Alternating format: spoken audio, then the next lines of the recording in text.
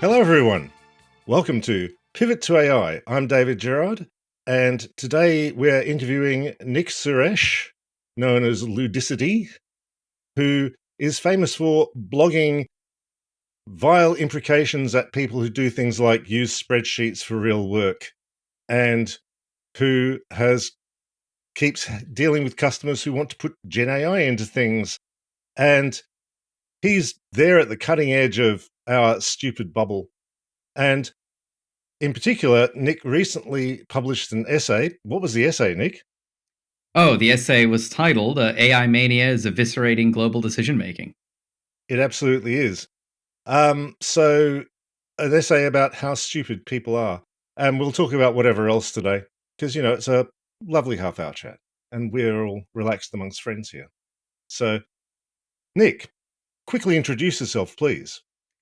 Yeah, sure. Firstly, thank you for having me on. It's always a pleasure to chat. So, for people who aren't familiar, I'm Nik Suresh. I blog under the name Ludic or Ludicity. I've been writing for about 2.5 years or so, and I've had a couple of pretty big articles in the tech space over that time. And I used to be a data scientist, then I became a data engineer. And following that, I started a data consultancy down here in Melbourne. So, a lot of why I think David's had me on is I've had a lot of exposure over the past 2 years to sales because the nature of the blog and my job is I talk to like 20 people every week. I'm on the phone all day. I'm getting emails all day. I've just got like a bird's eye view of how messed up everything is. It's fantastic. I mean, the story in the post is about how everyone's sort of playing a game of chicken, and nobody can admit this stuff literally doesn't work because they have to say, we got 100 times the productivity out of it. How are you measuring that? Don't ask that question. And they cannot tell their customers, yeah, we can't give you 100x, because that would make the customers' executives look like they were incorrect. They'd lose face, and losing face does not make sales. And Yeah. it's go go through some of the stuff you were talking about there, and what Yes. you saw, what you've seen out in the horrifying world of people who give you money to say, can you implement a chatbot for us? And you say, no, we don't even look at that anymore. Yeah, it's actually been really interesting. So we've seen two main things. And what I had seen before getting into like running my own company and running the sales function myself was obviously a lot of people are true believers in the AI stuff. And when I say true believers, I'm making a specific pointed critique, right? Because in 2026, if you tell Claude, write a function that reads this CSV, it will do it basically correctly. When I say they truly believe in AI, I mean they have gone beyond like the sort of trivial earthly concerns of producing a working function, and that's not innovative enough. I've met a lot of people who really believe things like we are on the verge of the singularity. There will be no need for human labor. It is possible for a single person to produce 100 times the valuable work they were just a year ago. You have to ask yourself questions like, so, like, where are all the 100-person companies that are working like they've got 10,000 employees? That stuff doesn't really exist. So I've seen a lot of that. Like that is definitely a major factor. Just people who are very, very naive, very, very gullible, very, very excitable. But the other group, which is part of what that piece touches on, is sort of reasonable people who cannot act reasonably. Because if one person says, we have 100 times the productivity of this company, even if you're in a different company, you can work somewhere else entirely. If you get in front of a journalist and you go, well, that's absurd. Maybe some of my programmers are twice as fast at something with a lot of repetition. Like you can avoid writing a very, very big regex for some tasks if you just tell, Chat GPT, hey, replace all these with varchar columns or something. Those people have to stay quiet too. Yeah, the chatbot can produce. Gemini can write a one-page function in Python pretty reliably because it's got so many examples to crib from. If you want Right. something longer and more coherent, you end up with slop. Right. You're not going to And go, hey, churn out an app for me and have the app correct, right? Like that's not going to happen really. Yeah, it's going to work insofar as it's got examples to crib from. People don't seem to grasp that bit, or they don't want to grasp that bit. It's a lossy compression function for text. Yeah. And I guess the key thing is, even if you do grasp it, if you even have one client, let's say the CTO of a big company, if you have one client who is being psychotic and you contradict him, you just say, let's say you actually love AI and you say, I don't think you can get 100 times productivity, you can get 10 times. Let's just grant them that, like just an insanely high number, 10 times. That guy will cancel his contract because you have made him look like a moron because he only said 10 instead of 100. So you're sort of held hostage by the most ridiculous number the closest person to you has said recently. This is, I mean, you're not going broke. You're going quite, your business is, I understand, ticking along quite okay, and you've got about enough work that you can deal with. Yeah, without going so super far into numbers, without checking with my co-founders, I paid myself more in our first year than I did at my final year of employment. Like we're doing fine, and I haven't touched AI. And I think the hottest take, which is not in the blog, is most of the AI projects aren't actually AI projects. Companies are just hiring people exactly like they did for normal work half the time, and then inserting like a tiny AI component into it, and then calling the whole thing an AI effort. There's not that many AI contractor jobs in Melbourne right now. Right. How is the IT scene in Melbourne? Because I moved from Melbourne to London in like 2002, and immediately there was so much more work in London because it's London, um, than in Melbourne. But what's it like in London, in Melbourne at the moment? I think it's still there's sort of two circles. The first circle are the people who are sort of quietly competent. You know, Melbourne is not a big tech hub, nor is Australia generally. And you know, I sent you that email. I won't mention the person because I haven't asked their permission to name them. You've got that quietly competent circle, and I have a client in it. And I think within the first 2 weeks, they went, "Oh, you know David? Like we we did tons of stuff together when he was back in Australia." So you know, there's the people you know out there just doing productive, sane things, and then there's just like you know the usual big companies. They don't really know what they're up to. They don't really know how to program. They don't know how to run an Yeah, IT yeah. project. It's nothing surprising. Those are the places that are talking about AI a lot, and sometimes they put serious money down, but they generally are not getting results. Yeah, I mean, as I get older, I discover that all the guys who, when I was young, said networking, networking, networking. They were 100% correct. Knowing everybody is a superpower, it turns out.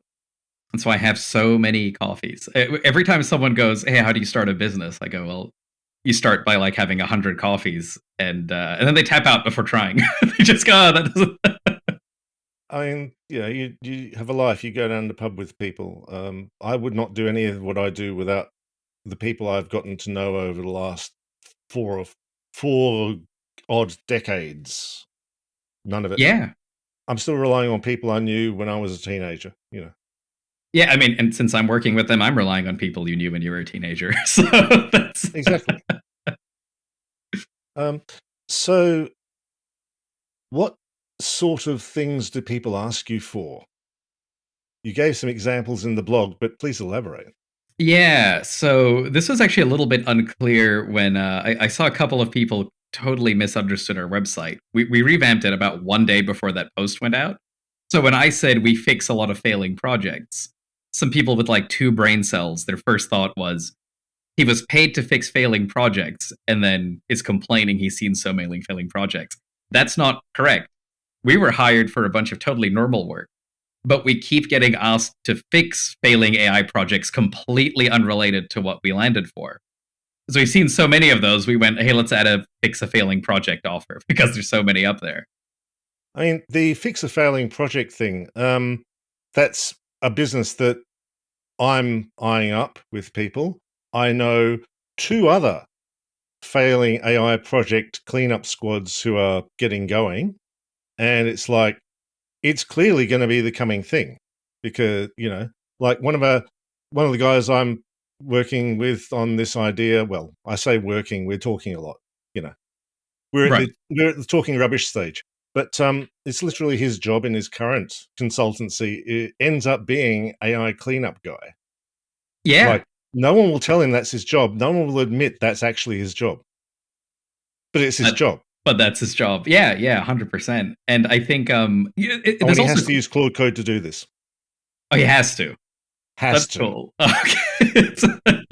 I'm obviously the complaints department for the AI bubble, so I get a biased view of things. But I hear from a lot of people who are basically, they used to be programmers and they want to be programmers and they like actually making the machine sit up and beg. And they're being forced to use Claude Code for things it doesn't do because it's not actually useful for almost anything really. And then we try to work out, why are people using Claude? It's basically because it's a sycophant. Yeah, and It appeals directly to the ego.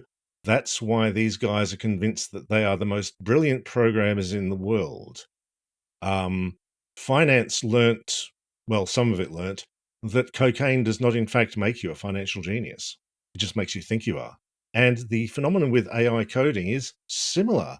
Brilliant engineers whose brains turn to mush when they get the chatbot, and you go, dude, what happened to you? it's been interesting to see that some people, I think their brains were always mush and they're just advertising it loudly. But there have been people where you can see the transformation take place. And that's a little bit more disconcerting to see because if someone's brain was always mush, well then we've made it this far as a society. I guess it's not worse, I'm just more aware of it. But watching people sort of be glibly praised, just congratulated and seeing they have no real defense mechanism against it has been very disconcerting to watch. I got off a call with the CTO this afternoon who said he had a great relationship with the CEO for a couple of years. And then, a few months pass, Claude comes out, ChatGPT comes out, and this guy just starts doing all his business strategy with it. And very, very quickly, your day to day just becomes people, pasting you these paragraphs of Claude output, and it's so it generates so much text, so you painfully refute all the points, and then they paste that back into Claude and hit you with new ones. Like it will keep going forever. You will never be able to make it stop justifying decisions post hoc.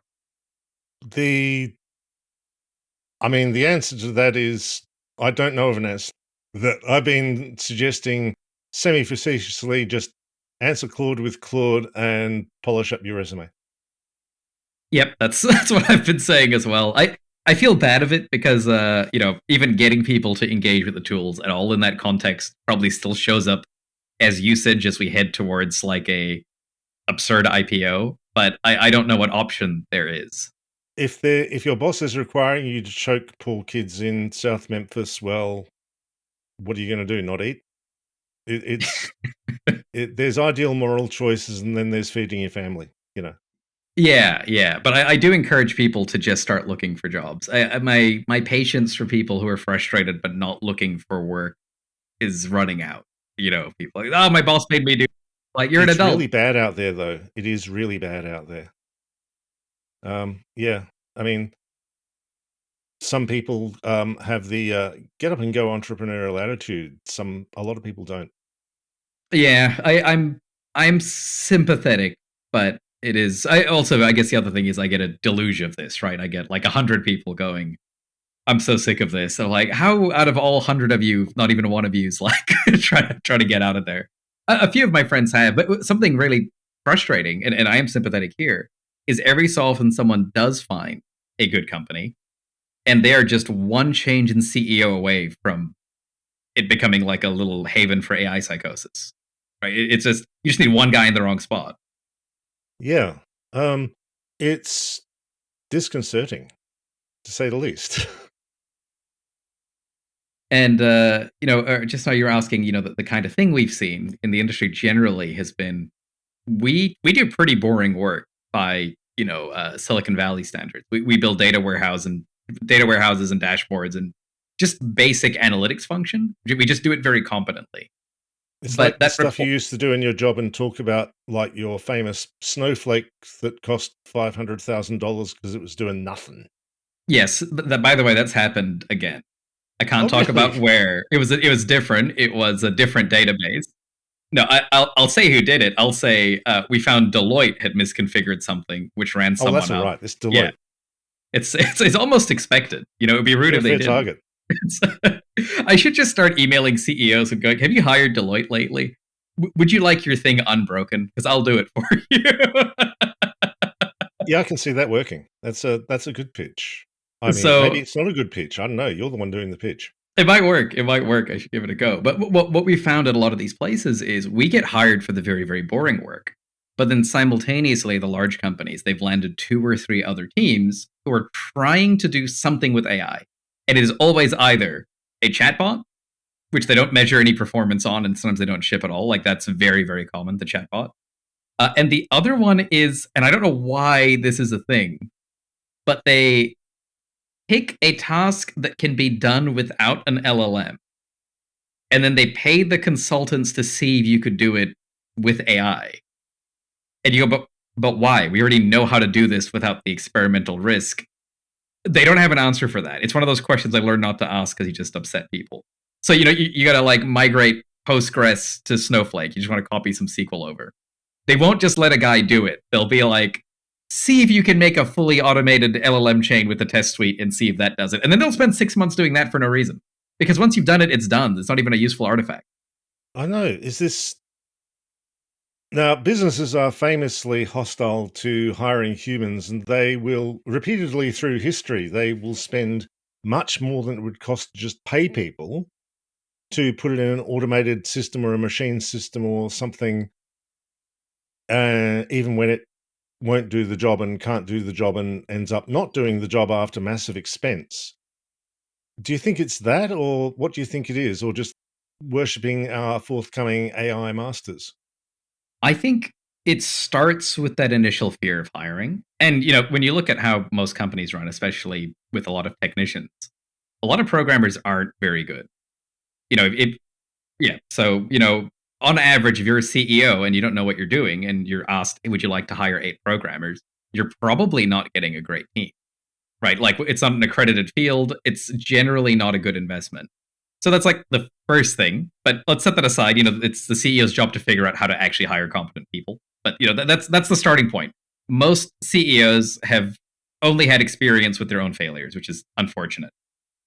And then when it comes to, this AI thing, firstly, it's new. So I don't think they have any scar tissue. They seem to think of it as some new category of investment. Whereas what it is a tech project, and they should know a priori that companies are bad at IT projects. But it bypasses that filter. It's extremely well documented how bad companies are at IT projects, and you have to be quite thick not to realize how bad they are at IT projects. Yes, so I guess the important context is they are quite thick, right? Because they're looking at this, and for some reason, if you knew you weren't that good at IT projects, imagine someone said, "All right, I know you fail 80% of these. Would you like to do something novel and groundbreaking? Do you think you can't ship a CRUD app, but how do you feel about the cutting edge?" We've seen places that I saw a place that on a budget of like $100,000 a year in outsourced, contractors, they thought they were going to use AI to make a better sequel. They were like, "We'll make something better than sequel at $100,000."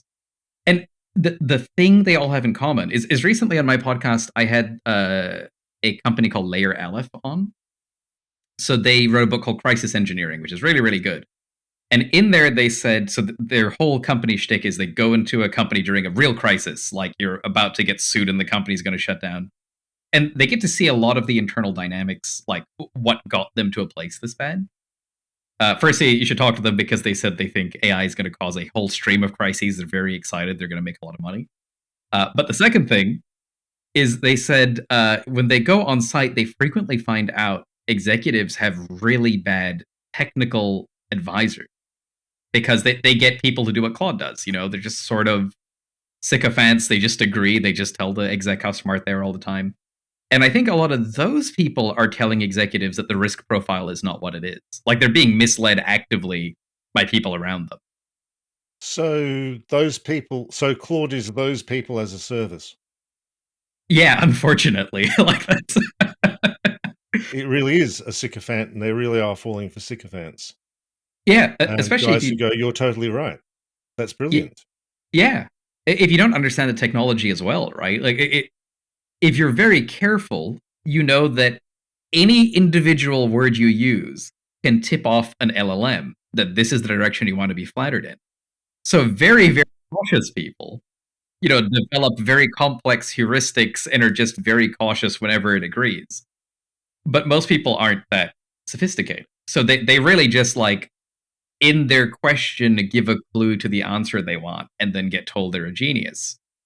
And I mean, they're just not prepared for it. Like we almost need, we used to talk about how schools don't have enough like critical thinking education. I almost feel like we need dedicated units on how do you stop an LLM from magic mirroring your brain into going insane. It's well, the first thing is don't use the damn things, but that can be hard to actually do in practice. I'm thinking of someone I know who is forced to use Claude Code. One of the guys is forced to use Claude Code at gunpoint, at employment, at rent point, and Right. he he found the sycophancy absolutely infuriating. Because he's a normal person who is used to people pushing back and refining ideas in a normal discourse type manner. You know, when we're all on the same page, working in good faith, and we go, "No, I don't like that idea. It's got these problems," or "You're full of no. Actually, I've got a few concerns." But Right. the bot doesn't do that. It goes, "You're so right. Oh, this is excellent." And sometimes it gets really fixed on an idea and it just insists that a dumb, bad idea is actually brilliant. And it will push it and push it and push it and try to gaslight you as hard as possible. I mean, Yeah. or an effect that looks like gaslighting you as hard as possible from a statistical robot. But, I want to avoid anthropomorphizing here. But Yeah. it's doing a very good we've invented the virtual intelligence, and it's a dumbass.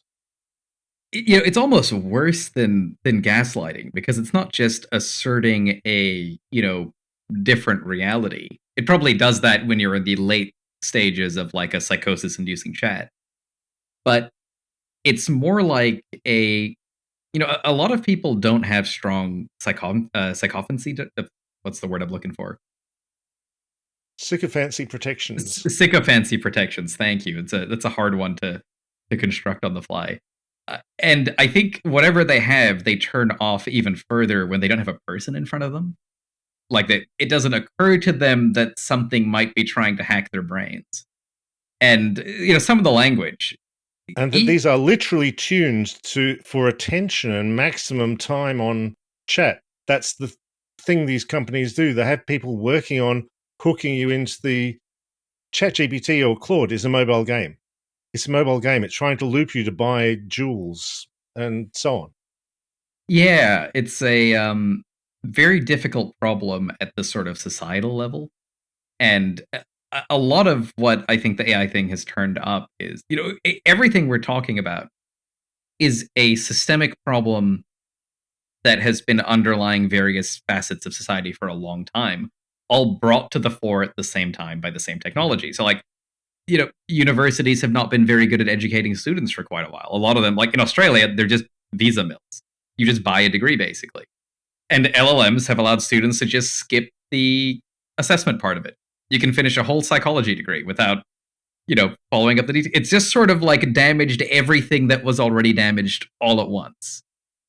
Yes. Courtesy of the same people who are damaging the other stuff, except now they've got their final pitch. And there are people to blame for the chatbot bubble, and they have names and they have a lot of money, and they're up there saying, "We worry that the AI will destroy humanity. So you better give us more money to fend off this outcome." Yeah, they're such transparent liars. You can just tell they don't believe any of that. Whenever Sam Altman goes, I'm worried about existential AI risk. The fact that he keeps developing the AI means you instantly know he's either too stupid to understand what he's saying or he is lying. There's no other way out of that situation, right? It's one of the two. Somehow, Anthropic do believe in the AI doomsday theory, but they still keep building their AI doomsday machine. But they'll do it nicely. It's like the effective altruists are bizarre people, bizarre subculture. I have a feeling that deep down they don't believe it and they know no one believes it either. And that's why they can say it and think it'll drive their IPO up. Right? Because this is really I think they do actually fear it at some level, but I can't read their minds either. It's hard to say. I know some people who actually do fear it, and some of them work at OpenAI and places like that. It's quite strange.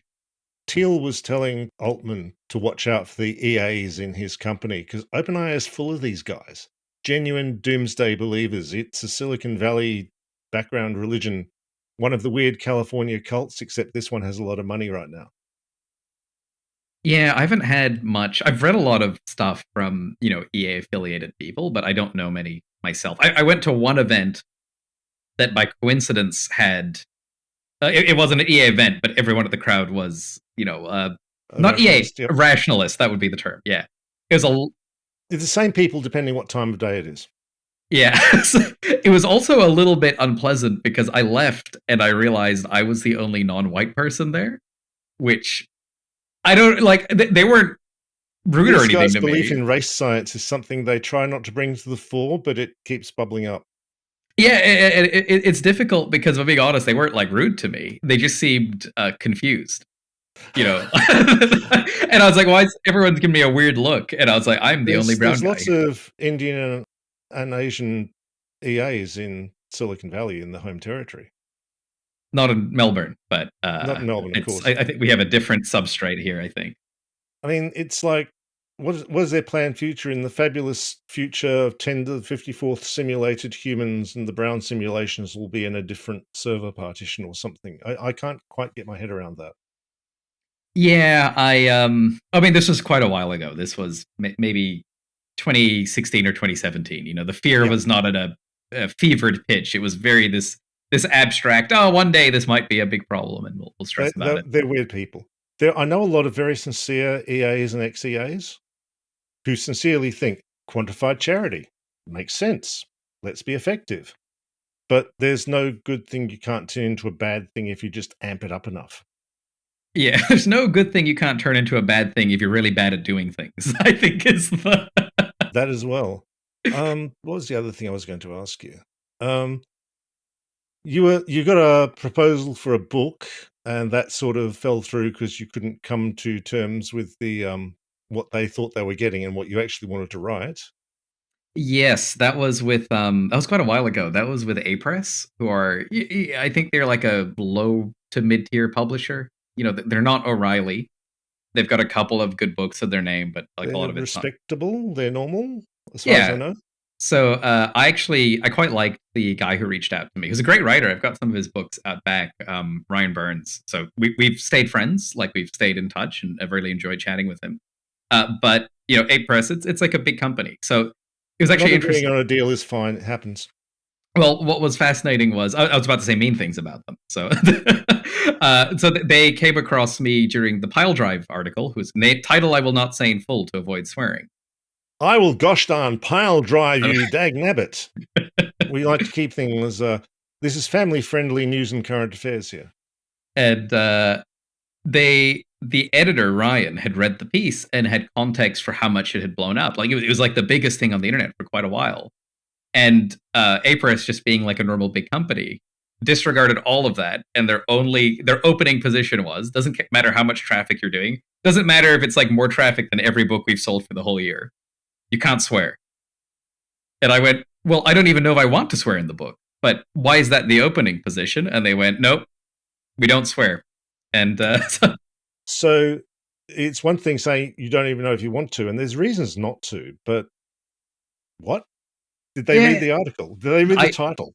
I don't think the person who made that judgment had read it. Ryan obviously had, like, Ryan's awesome, but I think it's just normal management stuff. He ran it up the chain, and then management came back, and they were sort of busy, and they went, "No, we're not negotiating," and yeah, and then we didn't write it. So I'm self publishing now, something else entirely.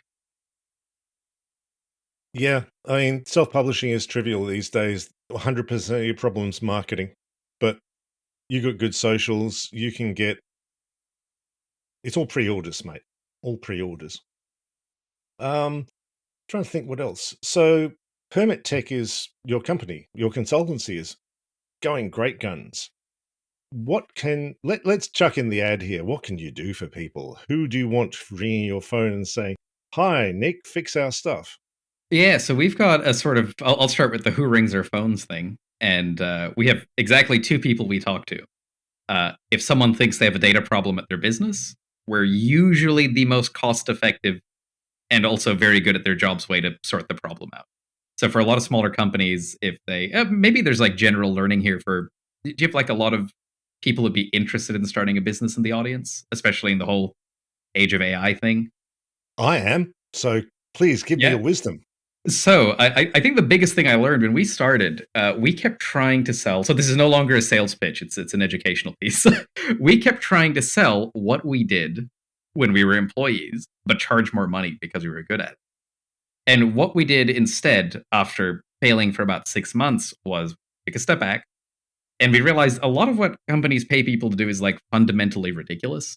It's not actually a good way to pitch your services because they almost don't need those services internally anyway. So when you go, we'll do more of what your employees are doing, a lot of them go, well, I can barely control my employees. I already tell them to do ridiculous things, and this is not going to work. So we very quickly switched instead of ramping our price up because of technical competence, looking for a set of things that companies do very, very badly, and then driving our prices down by being as efficient as possible. And somewhere in the middle, we achieve a very high hourly rate, but the total cost is still lower to the company than it would have been if they went with someone else. So the thing we specialize in now is if we've got a company, uh, I'll add some extra context. Most companies hire data analysts, and that's a really bad idea for their first hire. What you actually want is like a sort of programmer, sysadmin, highly technically competent person who can do the analytics on the side. Because you start with the analyst, they're not that good at programming, and they put you in spreadsheet hell. So we just look for companies that are about to hire their first analyst, and we go, don't do that. Just pay us. We'll give you way fewer hours, but we'll charge you about 10% less than hiring someone.